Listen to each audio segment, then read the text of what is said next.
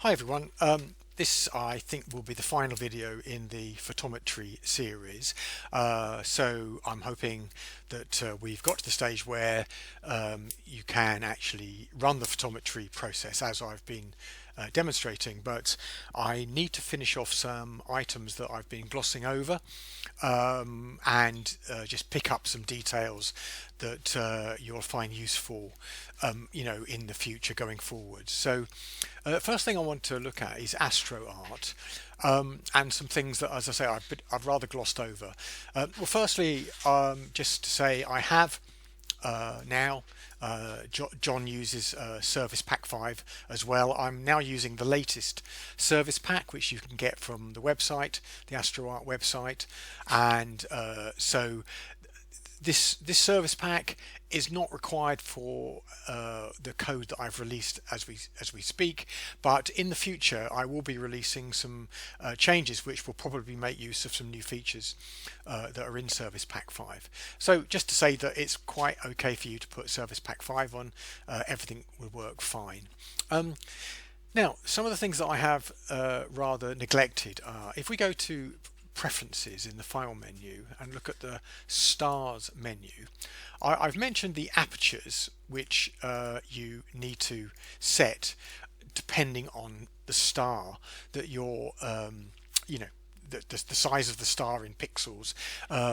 It will vary slightly from star to star depending on brightness and camera, etc. But so you need to be aware of those, and you do have to set that in here. But also for the signal to noise calculations that are carried out, there are three factors that you need to put in here if you want that to be accurate. Now, I found that it's not particularly sensitive to changes in these settings because a lot of CCD cameras have got kind of similar performances, but anyway, the thing to do is, if you're using the same CCD camera in a particular telescope regularly, it's probably a good idea to set these up. Now, the values here are the ones that are correct from my own Starlight Express camera, which is the same as John's, exactly the same. And so if I to get those values, you just need to sort of Google the camera, find the specification sheet, and then you can pull out those various things. For example, system gain is specified, dark current is specified here. There we go, and whatever the other parameter is you can find, which is the readout noise. So put those three in, and you'll get slightly better signal to noise calculation values when the software runs. But as I say, I have actually sort of got away with murder by having a kind of generic set for the eye telescope cameras. They tend to be similar manufacturers of CCD, and so the figures are not that far out. I'm hoping in the future to be able to change this so that I can actually affect these values from the software, but at the moment that's not possible. Okay, and the next thing I just want to draw your attention to is, if I open up let's say an image here of HSO705 that I took the other night. Again, it looks awful because the histogram is ridiculously stretched, so if I stretch that in a more normal manner, you can see that's the 45-second exposure. Now, I've already mentioned this, but I'm going to go into it a little bit more, and I'm going to go a little bit further. If you go to Tools, Find Coordinates, and you put the RA and the DEC just with a space in between, you can get the values from the website. Now, this is correct for HSO705, so whatever the image is, you're going to have to change that value there if you're going to plate solve, which is what I'm going to do. And I've also mentioned that you must put in the correct field of view, the horizontal field width, which is in my case 26 arc minutes. This you can just put plus or minus a few arc minutes. Now, I wanted to mention this. I found that you nearly always have to put the vertical flip checkbox on, otherwise it won't plate solve. So if I plate solve this now, as you can see, it's worked, and it's put the north. You can tell it's worked because A, you didn't get an error, and B, it's put the north and the east. And you can see that my camera, I think it's about 4 degrees from being properly upright, north and east on my telescope. So maybe I'll change that, but then I'd have to take new flats if I did that. So I'm happy with that at the moment, and it plate solves reliably. So the vertical flip is something that I just wanted to mention there. And then if you are having trouble with the processing, and let's say it's complaining perhaps that it can't find various reference stars, you can actually do the photometry by hand here using the files that the system generates. So the way you do that is if you go view stars, you get this window here, and that window is associated with this particular frame 12.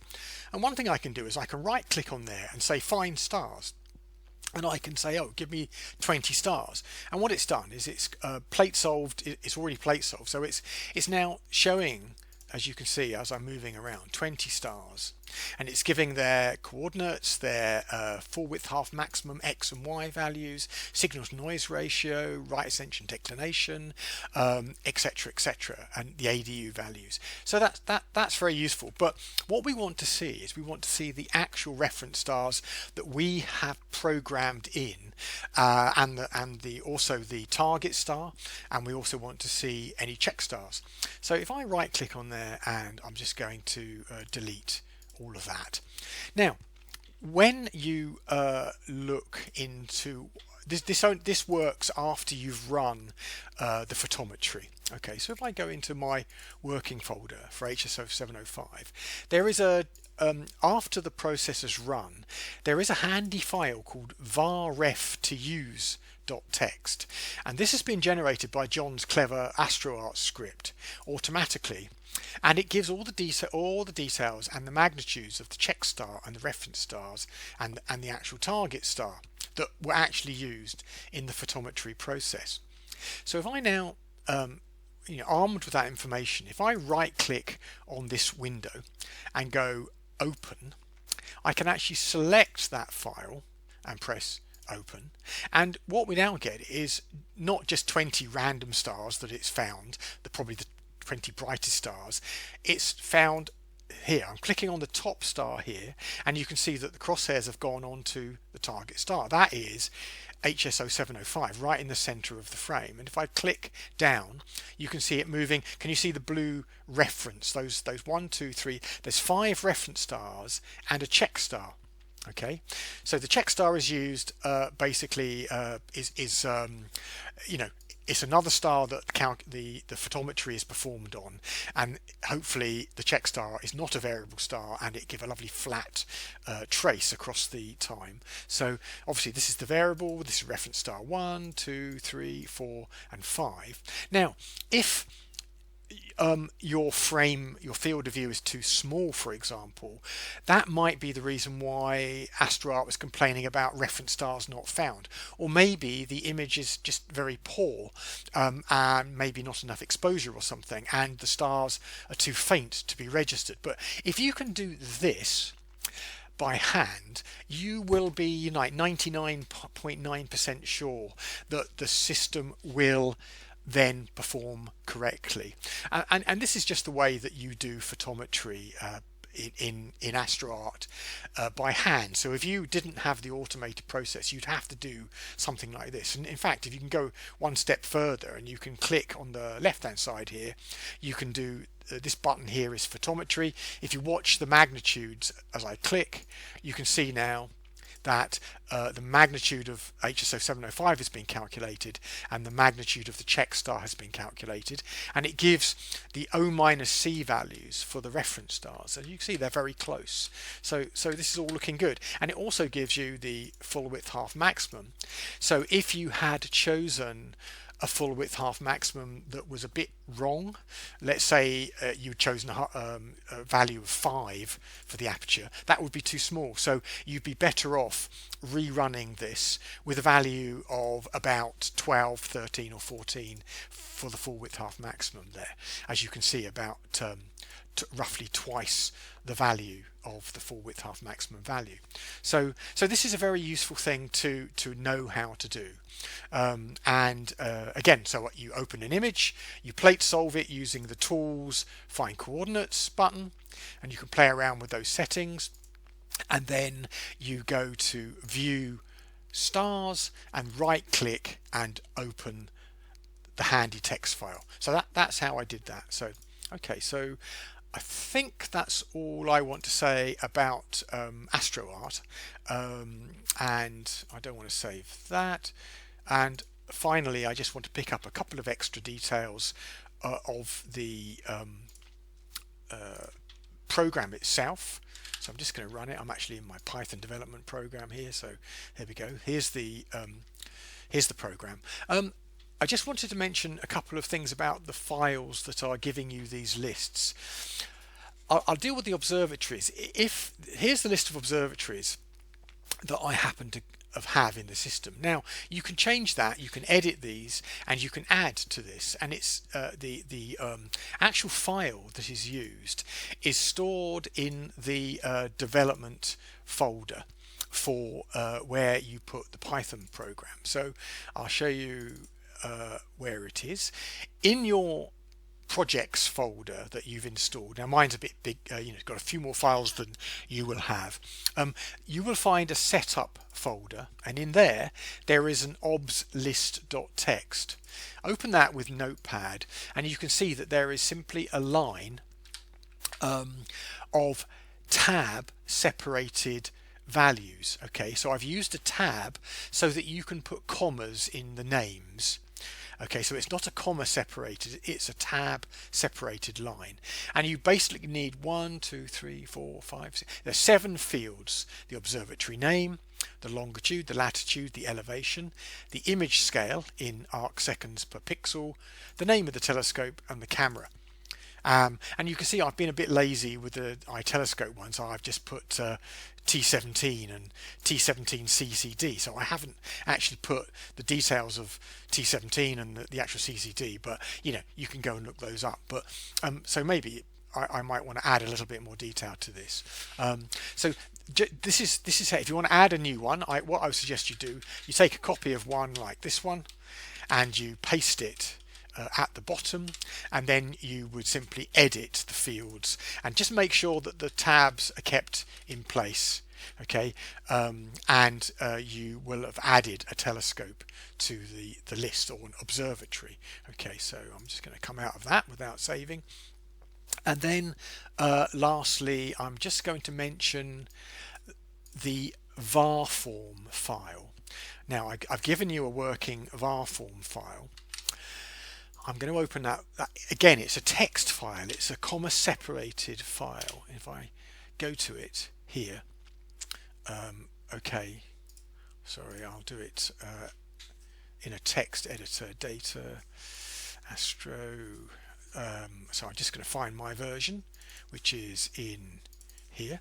Yours is wherever you put it, or it's in the bootstrap folder. So here's the varform.csv file, and I'm going to open it with a text editor rather than with Excel, just to show you that it is just a simple comma separated file.